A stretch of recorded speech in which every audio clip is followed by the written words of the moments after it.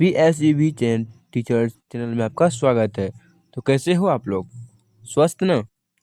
तो हम लोग क्लास 12th के बायोलॉजी का चैप्टर 1 का जो है वो उसका वन शॉट लेके आए हैं। तो चलिए देखते हैं और पढ़ते हैं और समझते हैं। दोस्तों, अगर आप लोगों को नोट्स की ज़रूरत हो, तो आप लोग पढ़ना चाहते हैं और नोट्स बनाने में दिक्कत हो रही है, तो ये वीडियो आपके लिए बहुत महत्वपूर्ण है और यह नोट्स का ही है। नोट्स देखिए और पढ़िए, याद कीजिए, एग्ज़ाम दीजिए। एग्ज़ाम में 100/100 आने वाला है, तो देर मत कीजिए। चलिए देखते हैं बिना टाइम बर्बाद किए हुए। तो पहला प्रश्न क्या है? जीवन अवधि। जीवन अवधि क्या है? अब जानते हो जीवन अवधि क्या है?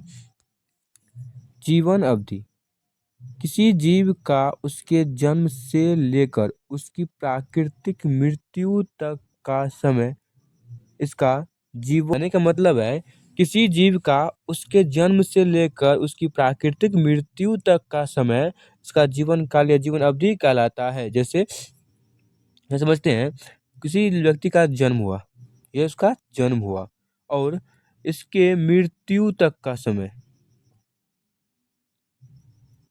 इसके मृत्यु तक का समय, इसके बीच का जो समय है इसे हम क्या कहते हैं? जीवन अवधि कहते हैं। जीवन अवधि किसे कहते हैं? जन्म हुआ और उसके मृत्यु हुआ, इस बीच में जो समय लगा उसे हम जीवन अवधि कहते हैं। ठीक है। और प्रत्येक जीव सॉरी प्रत्येक जीव का जीवन काल अलग अलग होता है। जैसे मनुष्य एक जीव है जिसका जीवन काल 70 से 75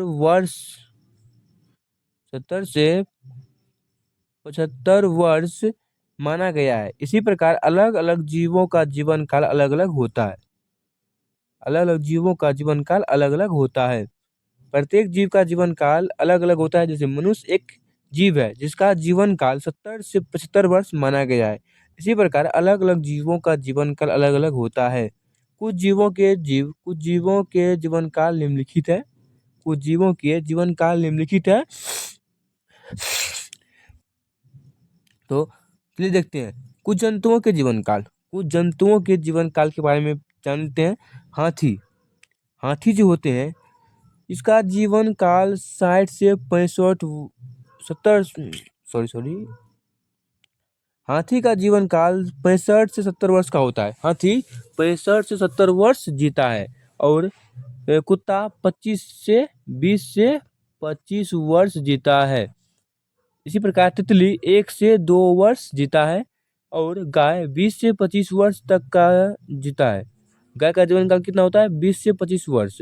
और घोड़ा 50 से 60 वर्ष का ही होता है। घोड़ा कितने वर्ष तक जीता है? 50 से 60 वर्ष तक। कछुआ जीता है 100 से 150 वर्ष तक। कछुआ जो है इसका जीवन काल 100 से 150 वर्ष तक का ही होता है। और कौवा 15 वर्ष का होता है। कौवा का जीवन काल 15 वर्ष ही होता है। समझे? और कुछ पौधे के जीवन काल, कुछ पौधों के जीवन काल भी है। जैसे गुलाब के पौधे जो होता है इसका जीवन काल होता है कम से कम 5 से 7 वर्ष का के बीच होता है। गुलाब के जीवन काल होता है 5 से 7 वर्ष। केला का जीवन काल होता है 25 वर्ष। केला का जीवन काल होता है 25 वर्ष। धान का जीवन काल होता है 3 से 4 महीना। 3 से 4 महीना के अंदर हम धान काट लेते हैं। धान का कितना होता है? 3 से 4 महीना। बरगद का होता है 200 वर्ष। बरगद का पेड़ जो होता है इसका जीवन काल 200 वर्ष होता है। 200 वर्ष होता है। और पीपल का होता है 1500 वर्ष। पीपल का जीवन काल कितना होता है? 1500 वर्ष। और आम का होता है 100 वर्ष। आम का जीवन काल कितना होता है? 100 वर्ष का ही होता है। और जामुन का होता है 60 वर्ष। जामुन का जीवन काल कितना होता है? 60 वर्ष होता है। समझे? आगे चलते हैं, देखते हैं।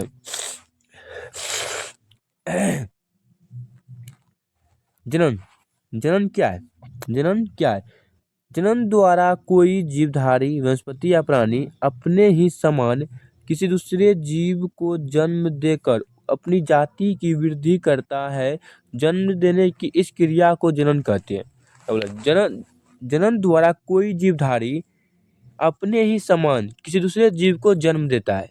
किसी दूसरे जीव को जन्म देता है, जन्म देकर अपनी जाति की वृद्धि करता है। जन्म देने की इस क्रिया को जनन कहते हैं। जैसे समझ लेते हैं, एक व्यक्ति जनन किया तो वो मतलब बच्चे को ही जन्म देगा, नहीं तो गाय भैंस को जन्म नहीं दे सकता, क्योंकि जनन अपने समान किसी दूसरे जीव को जन्म देता है।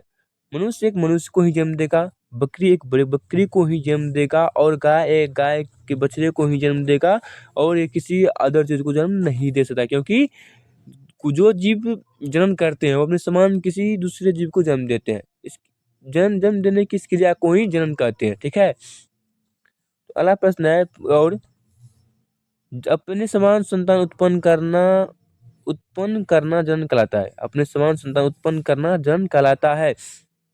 जनन का उद्देश्य क्या है? जनन जीवों की एक प्रमुख जैविक क्रिया है। जनन जीवों की एक प्रमुख जैविक क्रिया है जिसके उद्देश्य निम्न है। जनन के माध्यम से ही जाति की निरंतरता सदैव बनी रहती है। जनन के माध्यम से ही जाति की निरंतरता सदैव बनी रहती है। जीव जनन करते हैं और अपने समान संतान उत्पन्न करते हैं, जिससे उनकी संख्या में वृद्धि होती है। जीव जनन करते हैं और अपने समान संतान उत्पन्न करते हैं, जिससे उनकी संख्या में वृद्धि होती है। जनन से विभिन्नताएं उत्पन्न होती है और विभिन्नताओं से विकास होता है। जनन से विभिन्नताएं उत्पन्न होती है और विभिन्नताओं से विकास होता है। जनन के द्वारा ही किसी जीव की मृत्यु होने पर भी उसकी जाति का अस्तित्व बना रहता है। जनन के द्वारा ही किसी जीव की मृत्यु होने पर भी उसकी जाति का अस्तित्व बना रहता है। जैसे एक मनुष्य का है, उसने जन्म किया, उसका जन्म क्या, उसका जाति में वृद्धि हुई, जाति में मतलब उसके मतलब परिवार बढ़े, और ये व्यक्ति मर गया तो उसके जो परिवार बढ़े उसका तो अस्तित्व है। इसी यही बोल रहा है कि जनन के द्वारा ही किसी जीव की मृत्यु होने पर भी उसकी जाति का अस्तित्व बना रहता है। समझे? जनन के प्रकार यह निम्न प्रकार के होते हैं। जनन निम्न प्रकार के होते हैं, जैसे कायिक या वर्धी जनन, अलैंगिक जनन और लैंगिक जनन। हम पहले देखते हैं कायिक जनन क्या है। कायिक जनन जब किसी पौधे में जड़, तने, पत्ती के द्वारा नए पौधे का जन्म दिया जाता है तो उसे हम कायिक या वर्धी जनन कहते हैं। जब किसी पौधे में जड़, तने, पत्ती के द्वारा नए पौधे को जन्म दिया जाता है तो इसे हम कायिक या वर्धी जनन कहते हैं।